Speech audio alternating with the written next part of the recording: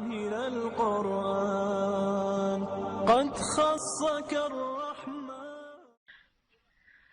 حضرت اسماعیل علیہ السلام والدین کی فرما برداری کی عظیم مثال تھے.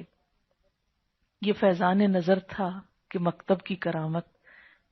کس نے سکھائے اسماعیل کو آداب فرزندی؟ کس نے سکھائے تھے پتہ ہے آپ کو؟ اللہ تعالیٰ تو سکھاتا ہی ہے. سبب کون بنا تھا؟ ماں، عورت، ماں. یہ ماں کی گود تھی، ماں کی تربیت تھی جس نے باپ کا ادب کرنا اور باپ کی بات ماننا سکھایا.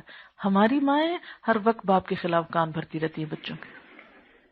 یہ دیکھو تمہارا باپ ایسا اور ویسا، اور تمہاری پھپھی ایسی، اور تمہاری دادی ایسی، اور تمہارا خاندان ایسا.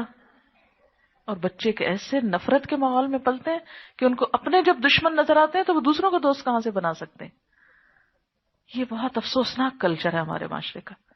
یاد رکھیے، شوہر سے شکایت ہو، سسرال سے شکایت ہو، بچوں کے کان نہ بھریں، ان کو معاف رکھیں. وہ اپنی دنیا، اپنا ذہن، اپنی سوچ خود بنائیں. وہ خود ججمنٹ کر سکتے ہیں کہ کون کس پہ ظلم کر رہا ہے، لیکن اپنی سیاست میں ان کو نہ پارٹنر بنائیں. یہ بہت غلط بات ہوتی ہے کہ ماں باپ میں یا دونوں میں کوئی چپکلش ہوتی ہے، سب کو ساتھ ہمدردیاں لینے کے لیے بچوں کو شامل کر لیتے ہیں.